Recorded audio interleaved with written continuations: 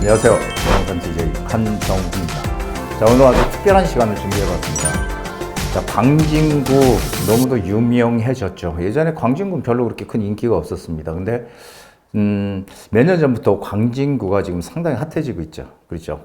광진구의 특히 자양동 쪽이 아주 바람이 엄청나게 불었죠. 그래서 자양사동 같은 경우는 신속통합계획으로 지금 재개발을 진행하고 있으면서 가격도 상당히 많이 올랐습니다. 그러니까 자양동 전체가 지금 뭐 가격도 많이 올랐고, 그리고 들어갈 곳도 금액이 너무 많이 올라서 들어가기도 힘든 그런 상황이죠. 자, 근데 이 광진구가, 근데 먼저 부동산 세미나 공지합니다. 3월 4일 수요일 2시부터고요. 7호선 강남구청역 3번 출구에 저희 연구소가 1분 거리에 있습니다.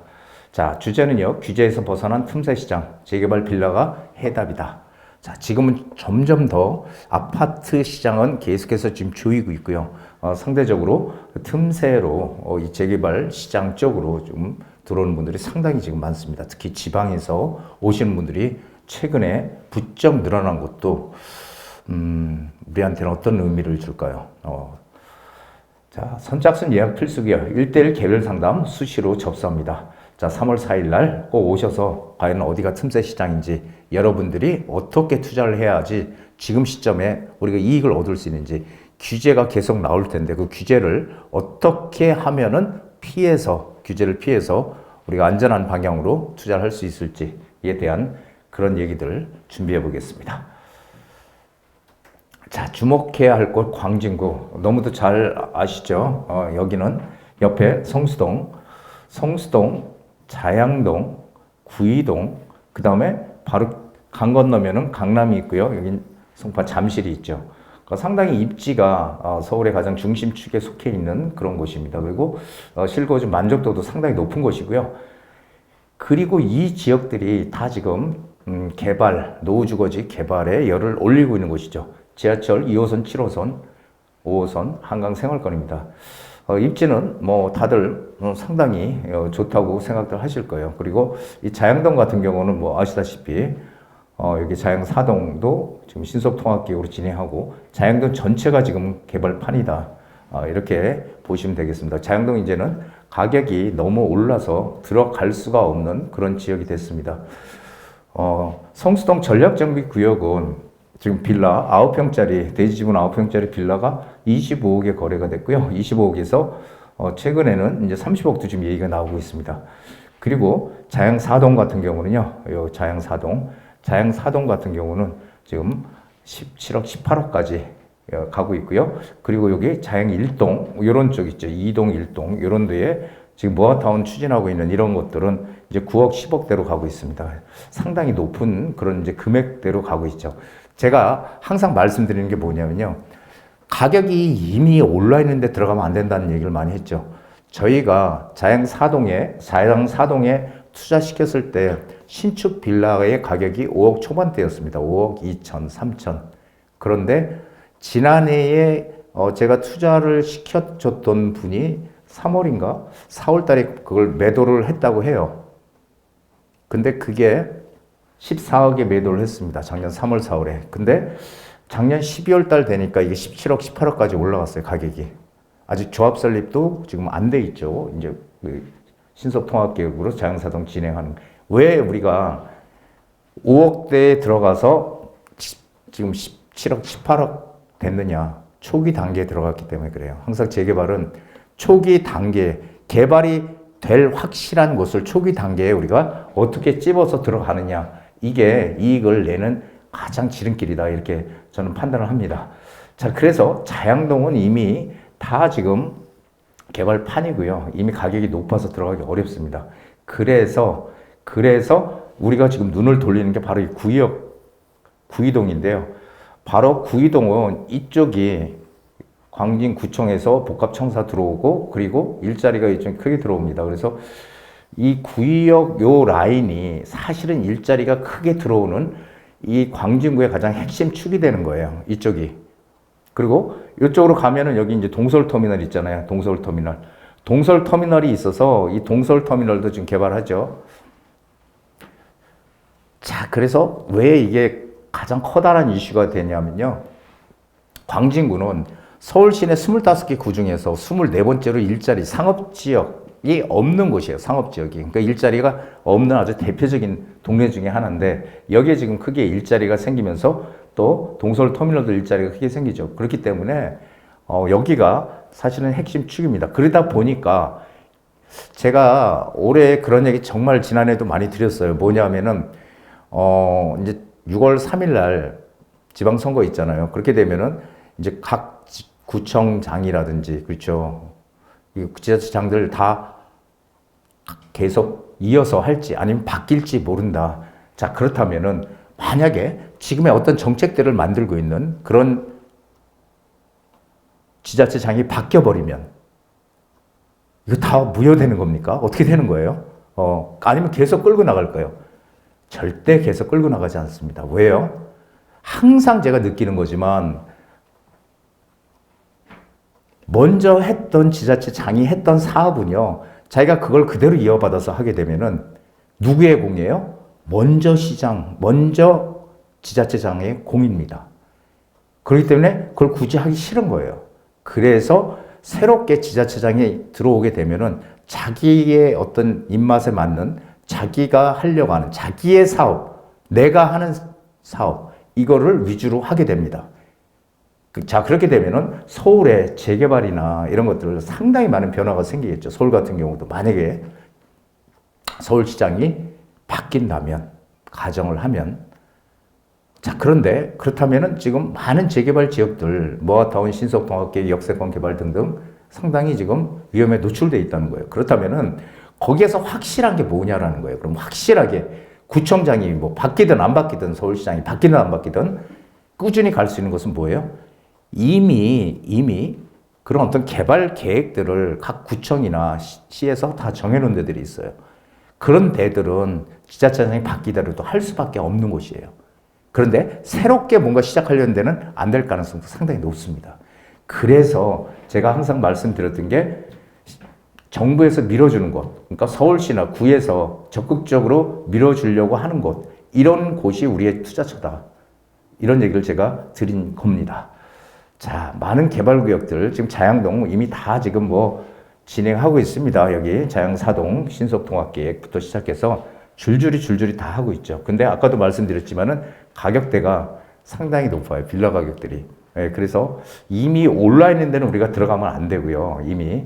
그렇다면은 지금 우리가 갈 수 있는 데는 바로 이 구의역을 중심으로 해서 여기 터미널 있죠.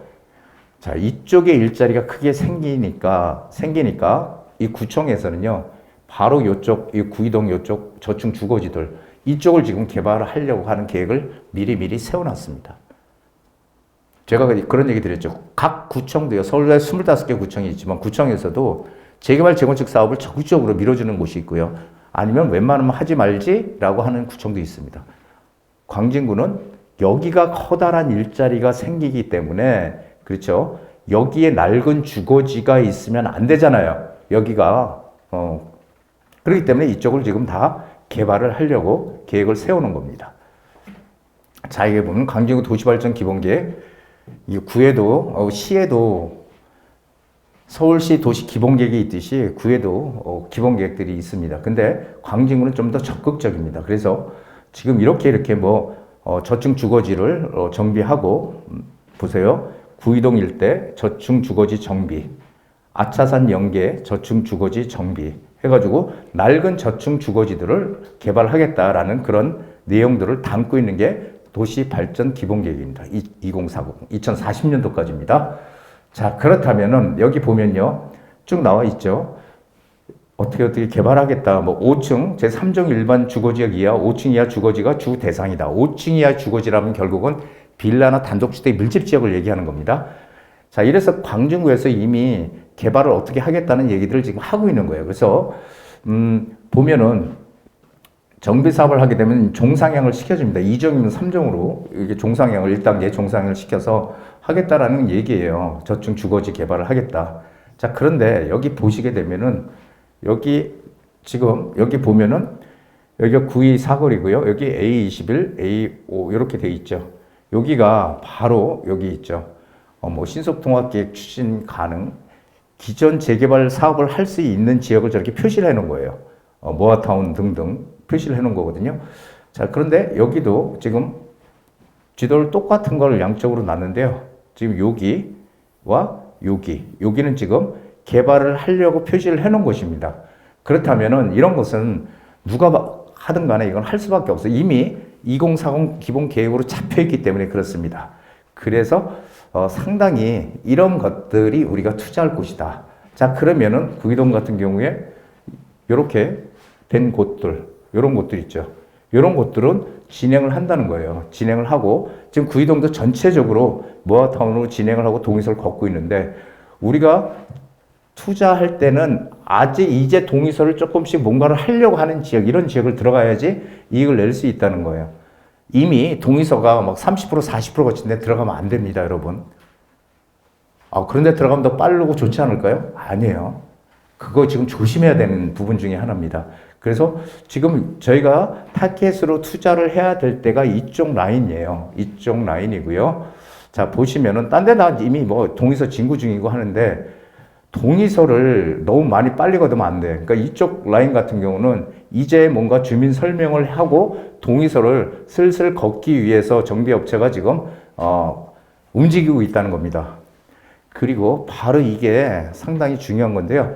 예정구역 내 건축허가 제한이라는 이게 광진구청에서 건축허가 제한 이렇게 내놨어요. 이게 뭐냐면요. 주민 동의율이 40% 미만일 때는 지분 쪼개기 제한하겠다. 40% 이상 되면은 건축허가 제한하겠다. 한마디로 동의서 40% 걷었다 그러면은 이제는 거기 땅을 사서 건축허가를 내주지 않겠다는 얘기예요. 신축이 못 들어오게끔. 인식을 바꿔야 된다. 그렇게 되면은 이미 동의서를 뭐 한 30% 걷고 있다. 이런 데들은 들어가기가 어려워요. 들어가면 안 되는 거예요, 신축. 왜 신축이에요? 신축은 아시다시피 주택세에서 빠지잖아요. 내년 말까지. 2027년도 말까지 주택세에서 배제되기 때문에 많은 사람들이 신축 매물에 투자를 지금 하고 있는데요. 작년부터 계속. 이렇게 지금 돼 있기 때문에 이게 모아타운뿐이 아니라 이제 앞으로 신속통합계획도 마찬가지고 미리미리 동의서가 어느 정도 일정 부분 거치면은 거기에 신축들이 계속 들어오게 되면은 사업성이 떨어지니까 40% 미만만 돼도 40% 이상만 돼도 이미 여기에 대한 건축 허가 안 내주겠다는 얘기를 하고 있는 거예요. 이거 상당히 중요합니다. 그래서 동의서가 한참 지금 걷고 있는데 이런 데들은 섣불리 들어가면 안 된다는 거를 말씀드리는 겁니다. 어떻게 해야 돼요, 우리는? 최초로 뭔가 시작하려고 하는 곳, 이런 곳들을 먼저 선점해서 들어가야 된다는 거예요. 자, 그래서 이게 상당히 중요한 얘기 드렸고요. 자, 광진구에서 적극적으로 추진하려고 하는 지역들, 그런 초기 단계 지역들을 들어가야 된다. 성수에서 자양 구유로 이어지는 이런 개발, 지금 이 구이동 같은 경우는 땅도 아예 없습니다. 빌라를 질 수 있는 땅도 없고요. 왜냐하면 안 내놔요. 왜냐하면 거기 주민들은 여기에 대한 모아타운이든 이런 개발에 대한 기대감 때문에 지금 절대 내놓지는 않고 있고요. 내놓는다 그래도 가격을 무지하게 높여서 내놔서 상당히 지금 거의 물건이 없는 상황이에요. 노후도가 엄청나게 심합니다. 저층 주거지다 보니까 이쪽에 그쪽 라인이 다 저층 주거지거든요. 아까도 제가 보셨지만은 여기가 다 저층 주거지예요. 여기 보시면은 여기 지금 이쪽 라인이 지금 다 저층 주거지로 되어 있습니다. 그렇기 때문에 이런 데들은 노후도도 심하고 개발을 반드시 해야 되는, 왜냐하면 구역 쪽에 일자리 크게 생기고 상업지역이 들어오기 때문에 그렇습니다. 그래서 그런 필요성 때문에 이 광진구에서 구이동을 적극적으로 추진하려고 하는 곳이죠. 자, 우리가 선택해야 될 곳은 어디예요?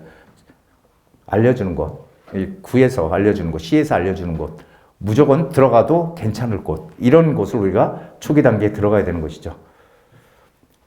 자, 재개발 투자는 무조건 신축 빌라를 해라. 신축이 없으면 그 다음 구축을 하는 겁니다. 왜냐하면은 제가 항상 말씀드리지만 신축은 매매가는 구축보다 조금 더 비쌉니다만 신축은 신축이기 때문에 전세가가 높아요. 그래서 실제로 구축보다 전세를 끼고 투자할 때 투자금이 작게 들어간다는 장점이 있죠. 그렇죠. 그리고 요즘들 보시면 아시겠지만 옛날같이 낡은 그런 집에 들어가 살려고 하는 신혼부부나 직장인들은 거의 없습니다. 젊은 분들은. 어떻게 해요? 가격이 비싸더라도 깨끗하고 엘리베이터 있고 주차장 있는 집에서 살려고 하지. 그렇기 때문에 신축은 전세가가 높아서 오히려 투자금이 적게 들어간다는 거죠. 그리고 결정적인 거는 일단 주택세에서 빠진다라는 거예요. 내년 말까지. 내년 말이 되면 이것도 없어질 겁니다. 그렇게 되면은 지금이 이 신축이 상당히 희소 가치가 있는 그런 매물로 등장을 한다는 거죠. 그리고 감정평가를 할 때도, 나중에 감정평가를 할 때도 주차장과 엘리베이터가 있기 때문에 구축하고는 평가 금액이 상당히 차이가 난다라는 얘기도 드리는 겁니다. 자, 소액 작은 투자, 작은 금액으로 2억대 후반 투자로 서울 중심권 아파트를 보유할 수 있는 상당히 좋은 기회입니다. 제가 자양동 얘기도 조금 전에 드렸지만 5억 초반 투자해서 한 2년 반 만에 그 14억에 지난해 4월 달에 14억에 매매를 했다는 분이 계셨거든요. 그럼 성공 아닙니까? 항상 투자라는 건 초기 단계에 들어가야지 이렇게 이익을 극대화할 수 있는 거예요. 그래서 제가 오늘 재개발 빌라 무조건 초기 단계에 들어가고요. 그리고 구이동에 물건에 대해서 잠깐, 구이동 지역에 대해서 잠깐 말씀을 드렸습니다. 구이동 빌라 투자에 관심 있는 분들 급하게 전화 주십시오. 매물도 아마 빠르게 소진이 될 가능성이 상당히 높습니다. 자, 투자 궁금한 건 문의는요. 556-6961에서 6963번으로 전화 주시면은 여러분들이 궁금한 거 몽땅 풀어드리겠습니다. 자, 오늘 여기까지입니다. 한정훈의 부동산 DJ에서는 여러분들의 고민을 기다립니다. 영상을 보시고 투자에 관심 있으신 분은 지금 바로 연락 주시기 바랍니다.